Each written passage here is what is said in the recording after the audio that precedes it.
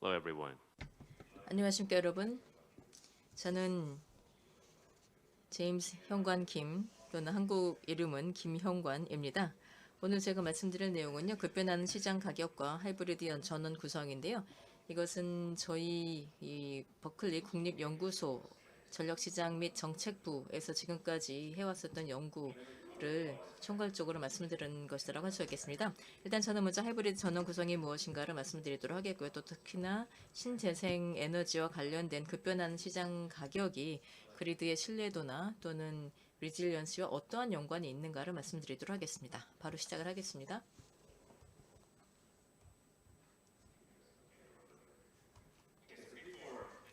자, 그러면 제가 본론을 말씀드리기에 앞서서요. 간략하게 저희 버클리 국립연구소에서 하고 있는 일에 대해서 말씀드리도록 하겠습니다. 그리고 또 저희가 미국에서 정책 기반 과정에 대해서 어떻게 지원을 하는가를 말씀드리도록 하겠는데요. 일단 저희 전력시장 및 정책부에서는 미 전력 분야의 공공 및 민간 의사결정에 정보를 제공을 합니다. 이를 통해서 보다 더 청정하고 효율적인 신뢰할 수 있고 저렴한 전력 시스템을 구축할 수 있도록 지원을 하는 것이고요. 그래서 저희는 전력에서 다양한 분야, 예를 들면 신재생 에너지라거나 또는 전력 신뢰도 등등 다양한 분야에 대해서 연구를 하고 있습니다. 그리고 또 저희가 에너지부하고도 협력을 하고 있지만 그 외에도 굉장히 다양한 기관들과 함께 협력을 하고 있습니다. 또 저희는 워싱턴 DC에서도 굉장히 긴밀하게 협력을 하고 있는데 예를 들면은 IRA가 최근에 통과가 되었는데 이는 또 맨친 상원 의원님 그리고 또 에너지부하고도 함께 협의를 한 결과인데요. 그래서 저희가 여기에서도 관련된 뭐 정책에 대한 세부 사항, 예를 들면은 뭐 솔러 또는 풍력, 또 그 외에도 에너지 저장 등과 관련된 조언을 제공하였습니다. 그래서 이러한 내용들이 보다 더 IRA 내에서 더 상세하게 담길 수가 있었던 것이죠. 그래서 저희는 바로 미국의 정부에서 특히나 청정 에너지 이런 전력 시장 분야와 관련된 부분에 대해서 지원하기 위해서 다양한 연구를 하고 있다라고 말씀드릴 수가 있겠습니다. 이에 대해서 좀 더 말씀드리도록 하겠고요. 또 이것은 저희가 지난 몇 년간 지금까지 하이브리드와 관련하여서 진행을 해왔었던 연구 주제를 보여드리고 있는 것입니다. 예를 들면 이제 하이브리드에서도 또 신재생 에너지에 대한 ESS라거나 또는 뭐 태양열 에 대한 전원 등등 여러 가지가 있는데요. 그래서 여러 가지 주제가 있는데 저는 이 중에서도 이 전원 구성에 대해서 그리고 또 향후 연구 주제에 대해서 말씀드려 보도록 하겠습니다. 자, 그렇다면 신재생 에너지 또 특히나 뭐 태양과 또 풍력 이 왜 중요한가 그리고 또 에너지 저장이 왜 중요한가를 말씀드려 보도록 하겠습니다. 일단 지난 몇 년간 지난 10년간 굉장히 빠른 속도로 성장을 해왔기 때문인데요.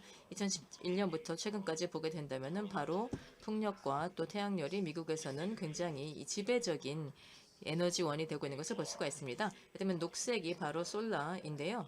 녹색이 바로 이제 풍력이고 그리고 오렌지가 솔라인데 보시다시피 크게 비중이 증가한 것을 볼 수가 있습니다. 그렇다면 미래는 어떨까요? 이것은 미래를 내다보고 있는 것인데 이게 지금 현재 지난 몇 년간 미국에서의 이 송전 연계 Q를 한번 보고 있는 것입니다. 보시면은 여기에서도 솔라가 크게 증가하고 있는 것을 볼 수가 있는데 이게 어떤 의미인가? 자, 이런 인터커넥션 Q라는 것은요. 지금 현재 대기하고 있는 용량이다라는 것입니다. 그러니까 다시 말해서 앞으로 한 3년, 5년, 10년 내에 바로 이러한 기술을 활용하여서 우리가 발전할 것이기 때문에 연결을 해달라라고 대기를 하고 있다는 것입니다. 자, 그런데 보시면 지금 솔라 또 풍력 같은 경우에는 지난 몇 년간 300 또는 500기가와트 정도 대기를 하고 있는 것을 볼 수가 있습니다. 그리고 또 에너지 스토리지 같은 것도 2020년에 급증한 것을 보실 수가 있는데요.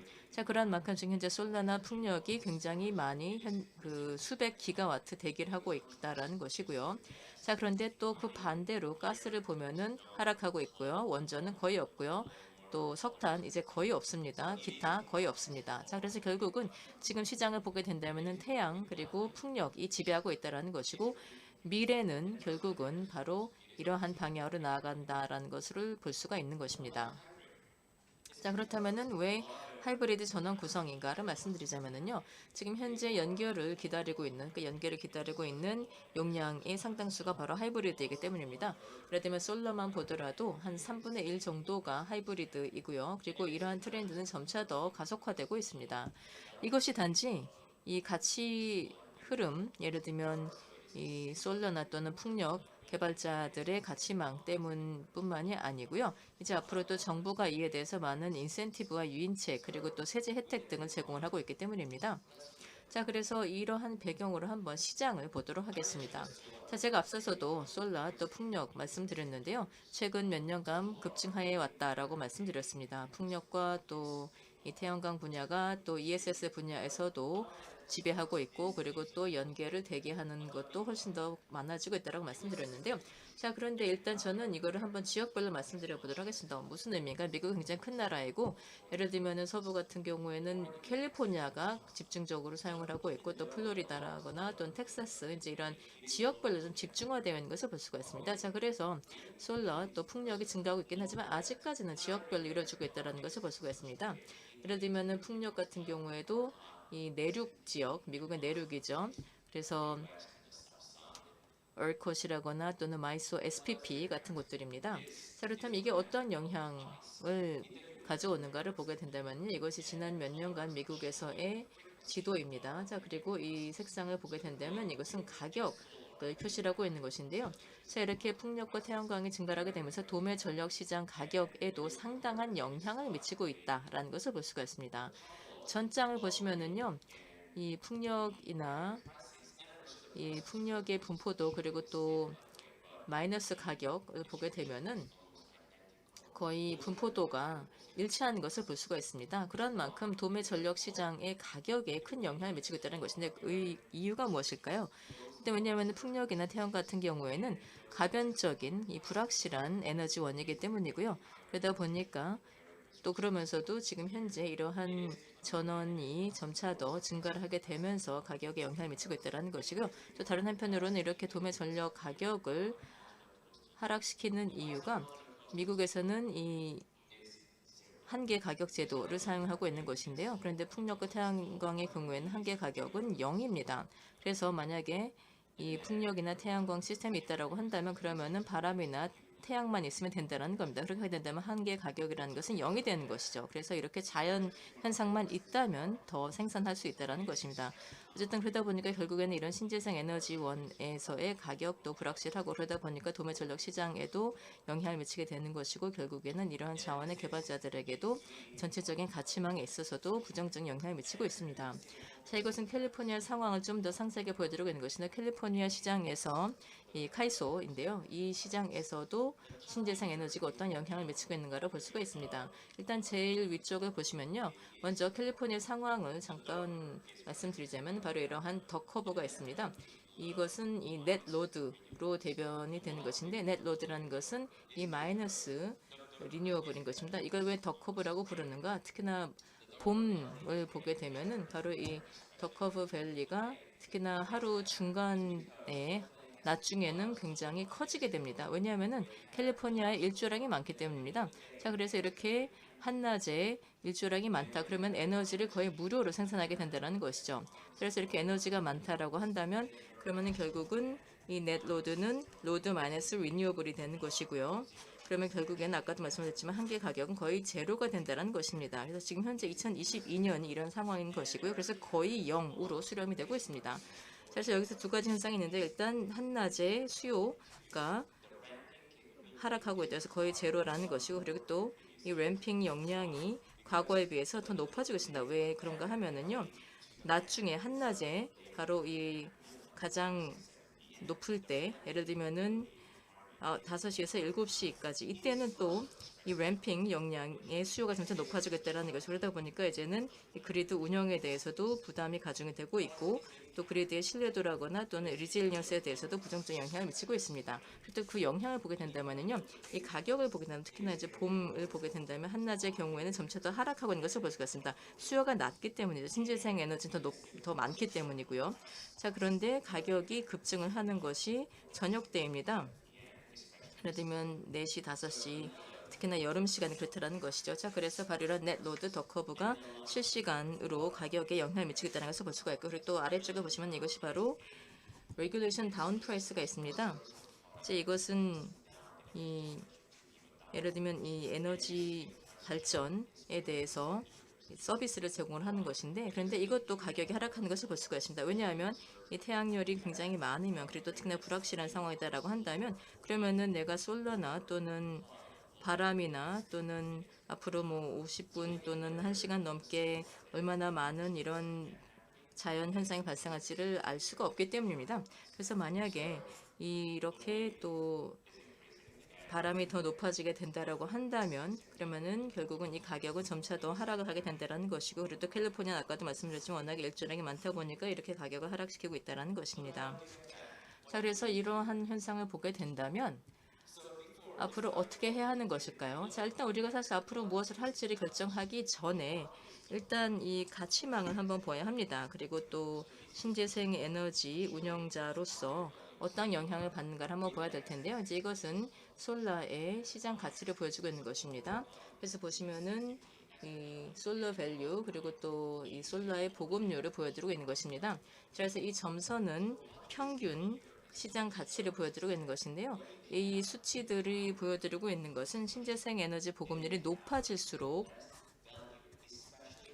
가치가 떨어진다는 겁니다. 특히나 신재생 자산을 운영하는 경우 그리고 또 신재생의 통합이 높아질수록 결국 가격은 떨어진다는 것인데요. 자, 그럼 이게 일종의 딜레마가 됩니다. 우리는 리뉴어블을 더 원하죠. 근데 시장에서 신재생 에너지가 더 높아지게 된다고 한다면 결국은 다른 자산에 비해서 내 자산은 떨어지게 된다는 겁니다. 자, 그래서 신재생 에너지를 더 원하죠. 특히나 또 탈탄소화라거나 또 넷 제로를 위해서는 신재생 에너지가 더 많이 필요한데, 그런데 신재생 에너지가 더 많이 보급이 될수록 결국은 신재생 에너지의 가치는 떨어진다는 겁니다. 자, 그래서 우리가 생존 전략이 필요한 것이죠. 그래서 왜냐하면 신재생 에너지는 더 많이 필요하고 이들의 의욕을 꺾지 않기 위해서 어떻게 할 수 있을까요? 이런 가치 흐름을 안정화할 수 있는 것입니다. 오른쪽에 있는 것이 캘리포니아 시장이고요. 그리고 또 솔라가 할 수 있는 여러 가지 보여드리고 있습니다. 예를 들면은 뭐 수직 양면이라거나 또는 서향이라거나 이제 이렇게 한 것을 보여드리고 있는 것인데, 자, 그래서 단독으로 솔러만 사용한다면, 즉 ESS 없이 솔러 단독으로 사용하게 된다라고 한다면 이와 관련해서 여러 가지 전원 구성을 하게 됨으로써 또 가치가 득이 될 수가 있다라는 결론을 내릴 수가 있는데요. 자, 근데 또 한편으로는 흥미로운 것이 여기서 오른쪽은 이 왼쪽 구석을 좀 더 크게 키운 모습입니다. 자, 여기에서 Y축을 보시면은요, 이 Y축의 차이가 상당히 크고요.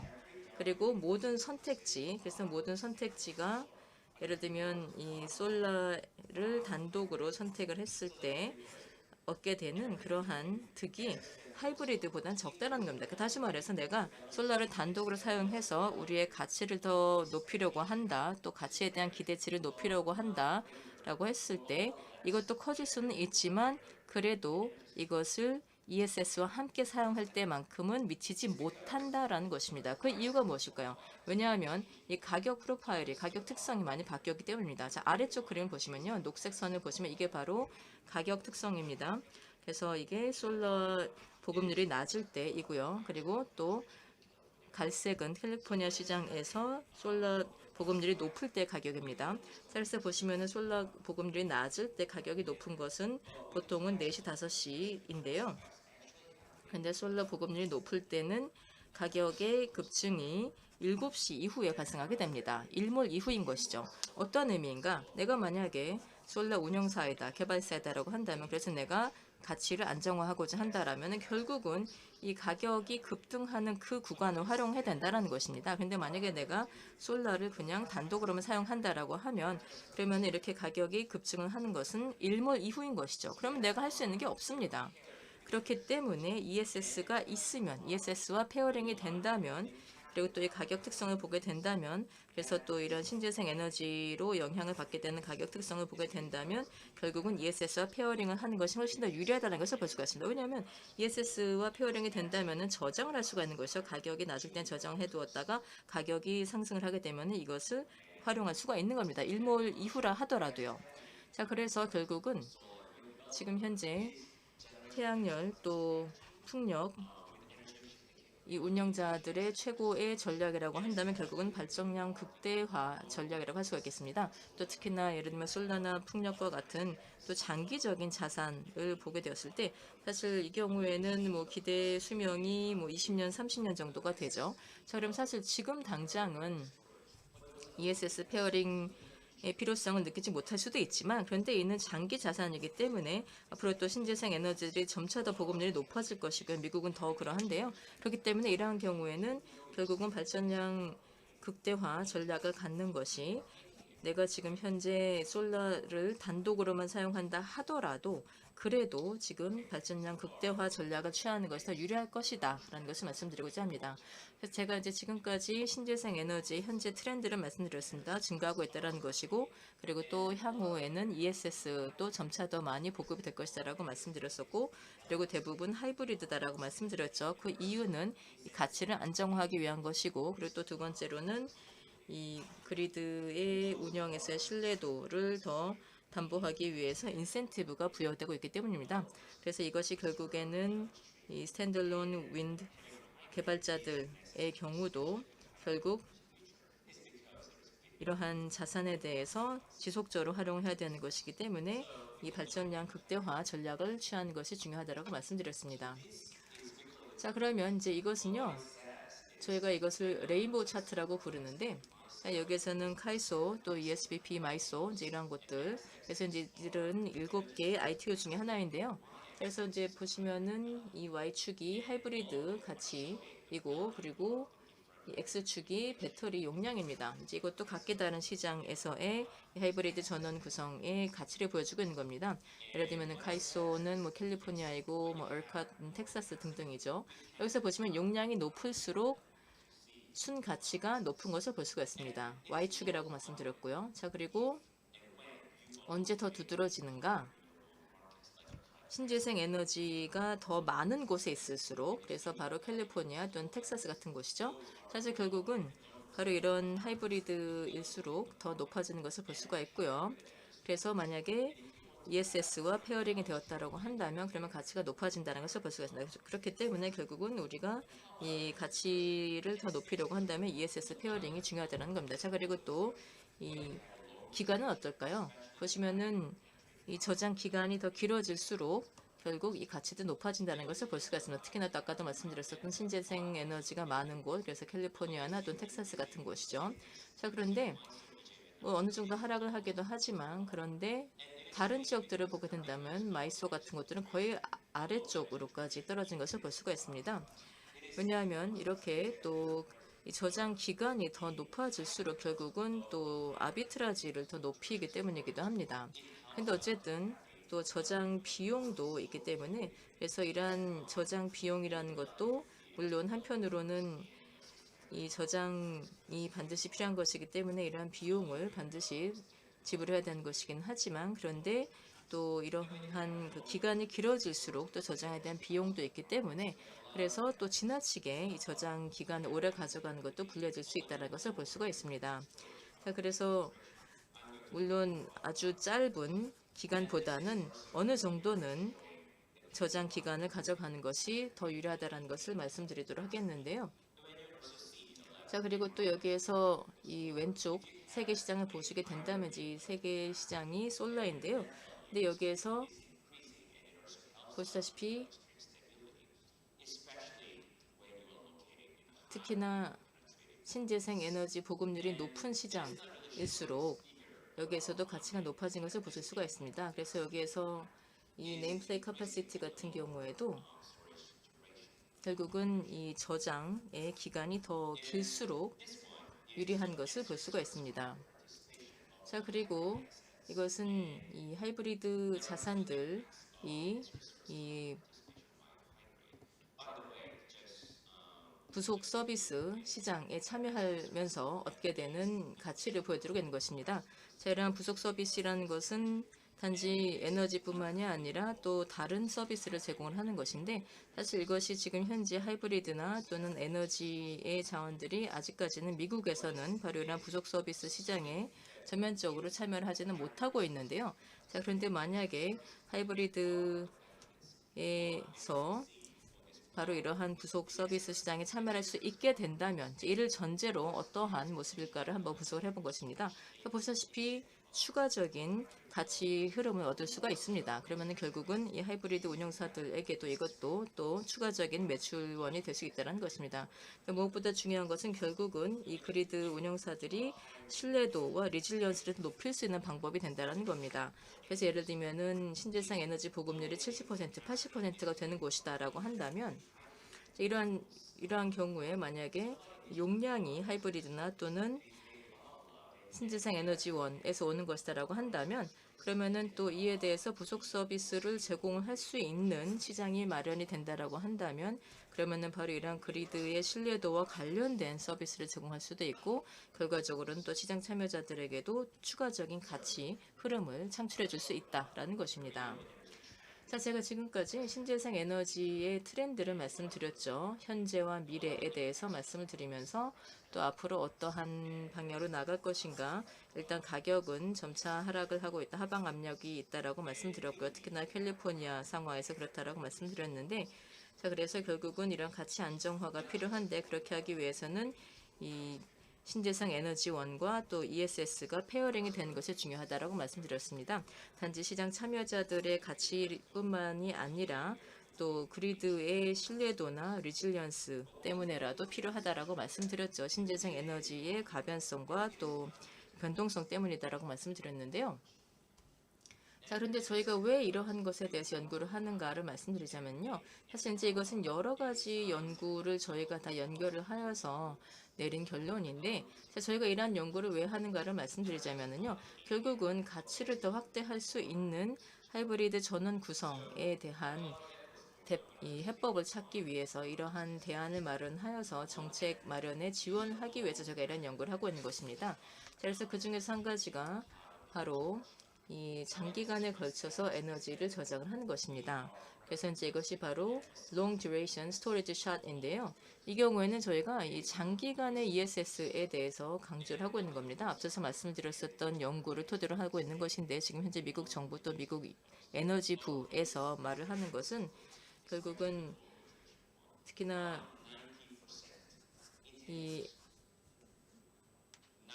그리드 규모의 에너지 저장과 관련된 비용을 90%까지 하락시키고자 한다라는 겁니다. 10년 내에요. 이게 가능할까요? 사실 말도 안 된다고 생각하실 수도 있겠지만요. 저희는 과감하게 이게 가능할 것이다 라고 이야기를 합니다. 이런 비용을 90% 절감한다라는 건 사실 역사를 보면은 가능하다고 생각합니다. 사실 10년, 15년 전만 하더라도 솔라의 가격 자체가 너무 높아서 그래서 이건 진입 불가하다라고도 많이 생각을 했었는데 그래서 이게 가장 저렴한 에너지원이 될 것이다라고는 아무도 생각을 못했습니다. 그런데 그렇게 된 것이죠. 미국 정부에서 선시안 프로젝트를 시작하게 됨으로써 이제는 거의 가장 저렴한 에너지원이 된 것입니다. 자, 그래서 앞으로 또 에너지 저장과 관련하여서도 비용을 90% 이상 하락시킬 것이다라는 것이 저희가 보기에는 달성 가능하다라는 것입니다. 왜냐하면은 이 솔라나 또는 풍력의 가격도 90% 이상 하락시키겠다라고 했었던 그러한 목표도 달성을 했기 때문인데요. 자, 그리고 또 그 외에도 다른 여러 가지 노력들이 있습니다. 하이드로젠 샷도 있죠. 이것은 2035년까지 비용을 80% 하락시키겠다. 또 카본 네거티브 샷이라는 사업도 있는데 이거는 또 $100 이하로 낮추겠다 등등 여러 가지 노력들이 있는 겁니다. 자, 그래서 이러한 목표가 그냥 아무 데서나 만들어지는 것이 아니고요. 결국은 다양한 노력과 또 저희가 하고 있는 연구 등의 결과를 토대로 해서 설정된 목표다라는 것을 말씀드리고자 합니다. 자, 그런데 물론 앞으로 우리가 이러한 방향으로 나가기 위해서는 협업이 필요하다는 것을 말씀드리고자 하고 연구가 필요한 것인데 제가 바로 그러한 일을 하고 있는 것입니다. 감사합니다.